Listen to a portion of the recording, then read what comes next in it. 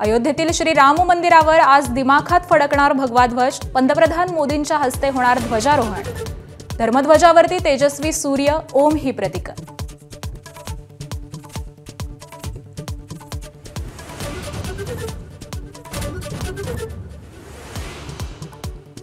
ऐतिहासिक क्षणाचे साक्षीदार होण्यासाठी अयोध्या नगरी पुन्हा सज्ज।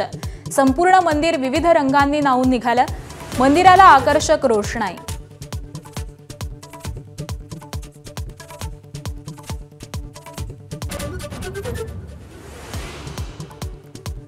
स्थानिक स्वराज्य संस्थांच्या निवडणुकीबाबत आज सुप्रीम कोर्टात सुनावणी। अनेक ठिकाणी 50% आरक्षण मर्यादा ओलांडल्याचा आरोप। आजच्या सुनावणीवर निवडणुकांचं भवितव्य।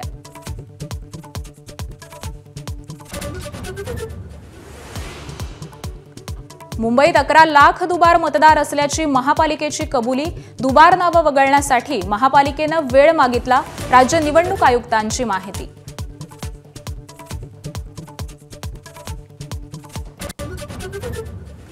ठाकरेंची शिवसेना आणि मनसेच्या शिष्टमंडळानं घेतली राज्य निवडणूक आयुक्तांची भेट।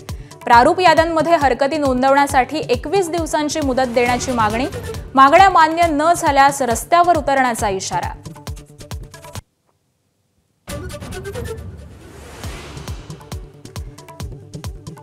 संतोष देशमुख हत्या प्रकरणात जेलमध्ये असलेल्या वाल्मिक कराडची धनंजय मुंडेंना आठवण। एका व्यक्तीची कमी भासते, जाहीर सभेत वक्तव्य। दमानिया जरांगे यांचा हल्लाबोल। कॉमेडियन कुणाल कामराची पुन्हा वादग्रस्त पोस्ट। राष्ट्रीय स्वयंसेवक संघ भाजपला डिवचण्याचा प्रयत्न। आरएसएस असं लिहिलेल्या शर्टावर कुत्रा लघुशंका करत असल्याचं चित्र।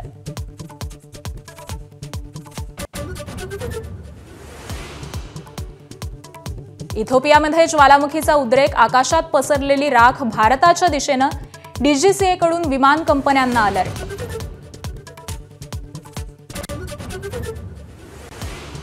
गुवाहाटी कसोटी टीम इंडिया बॅकफूटवर। भारताची फलंदाजी ढेपाळली। पहिला डाव 201 धावांवर आटोपला। दक्षिण आफ्रिकेची 314 धावांची आघाडी।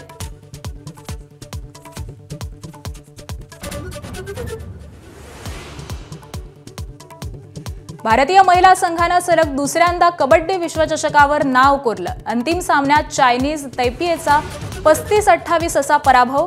पंतप्रधान मोदी आणि गृहमंत्री अमित शहांसह अनेकांकडून महिला संघाचं अभिनंदन। एबीपी माझा, उघडा डोळे बघा नीट।